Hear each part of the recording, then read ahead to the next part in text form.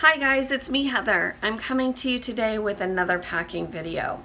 The last video that I posted was very useful to some of you, but others of you have asked for me to do a more comprehensive video that shows you the rolling and the packing.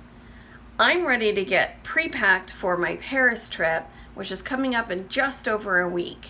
And that means that I'm ready to pack about 90 to 95% of my suitcase. So let's do that together.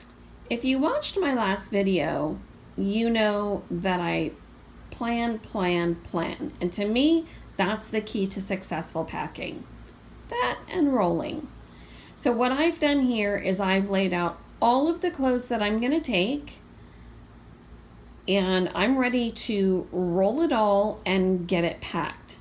Now, this feels like a lot of clothes to me, but I'm gone for 10 days.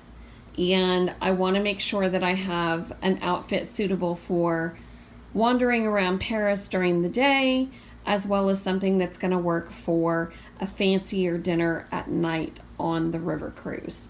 So I basically have 2 outfits a day. However, notice that I only have 5 pants. I'm going to use each one of those twice, and I stick to basic t-shirts. Very basic solid colored t-shirts, which I've already rolled. I have 2 t-shirts for each pair of pants. So 2 t-shirts, and several of these shirts are going to work with several of these pants. So really depends. I also have 2 skirts. I have 4 tops, 4 long sleeved nicer tops, 1 jumper outfit, longer leg jumper outfit, and I'm trying to decide between these 2 dresses. I think I'm only going to take one, and I think it's going to be the flowered dress, but we'll see. So let's get packing. Now, rolling your clothes is not rocket science, but I can assure you that it maximizes the amount of space that you have, and it also helps to prevent as many wrinkles in your clothes.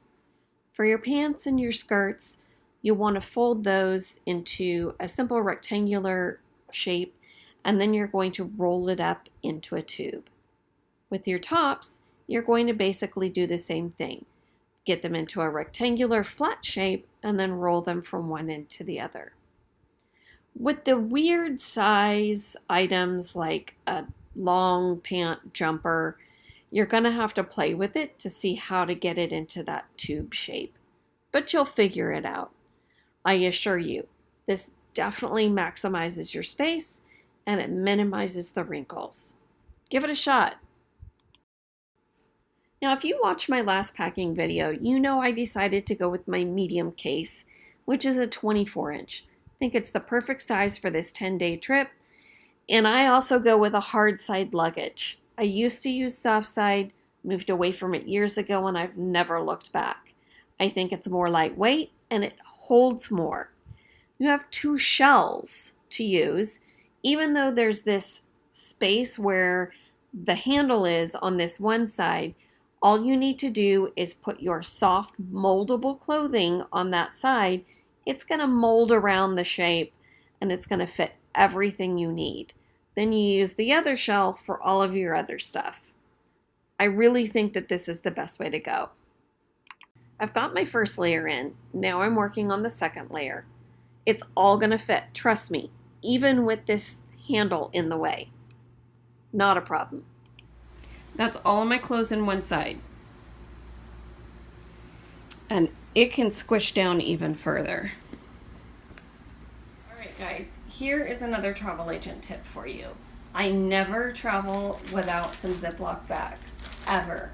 I take these everywhere with me, whether it's just to go home and see family, if I'm on a cruise, or if I'm traveling overseas. You never know when these are going to come in handy.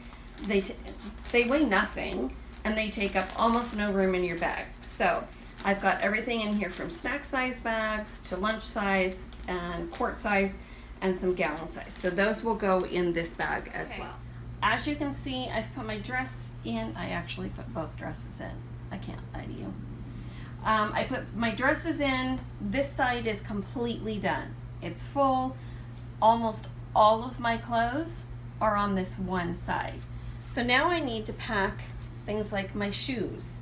I'm taking 2 pairs of walking shoes. I like Skechers. They're supportive but lightweight. These are the other walking shoes, but I'm gonna wear these. So those are gonna be my travel shoes. And I'm taking 1 pair of shoes for dinners. So these are just some nice black Coach flats. So I put my shoes in the bottom. These aren't heavy, but the heavier things should go in the bottom because you don't want them at the top. When you stand the suitcase up, you don't want that weight coming down on the lighter things. So always put your shoes at the bottom. And I put things like my slippers. Remember, I got these for $1.99 at IKEA. So my slippers go in here. Okay, I'm gonna take those out for now. Now this other side is gonna hold all of the other items that we need. Makeup bag, toiletries. You can stand these toiletries up as long as they fit under the structure of the suitcase itself so that it will close. Now my first aid kit includes the basics: ibuprofen, Imodium, allergy meds, an extra inhaler, Neosporin, and Band-Aids. Don't want to forget your poncho, springtime in Europe. And fit these bags in wherever you can. They don't weigh anything, they don't take up any space, so just throw them wherever they fit. I also like to take a ball cap with me, just in case. Once you've filled up this side, you're going to zip it up. You're going to close it up. As you can see, absolutely no problem getting this closed. I still have tons of room. And don't forget your TSA locks. TSA locks are really important. It allows TSA to access the bag through a special lock that's just theirs, yet it keeps your bag locked and secure. No one else is going to go rooting through it, although TSA can be questionable. Anyway, don't forget to lock your bag. Okay guys, don't forget, in your carry-on you want to put your jewelry, your medications, and any sensitive items like camera equipment. I put my binoculars in there. You always want to have an adapter and charger for phone, etc., so that when you land, you don't have to go rummaging through your suitcase, or if something were to happen to your suitcase, you can still charge up and stay in communication. So I've taken my necklaces. I don't travel with a lot of jewelry, and I don't travel with real jewelry. Rings, earrings. I keep it pretty basic. Those are going in one bag. And don't forget, you need 1 change of clothes in your duffel bag as well, or your travel bag, whatever your carry-on is. That way, if something happens, you have a way to change your clothes when you land and you don't have to scramble. So change of clothes, all of your personal items, medications absolutely should stay with you. Those are going to go in here, but those won't go in until the last minute, and you'll be good to go.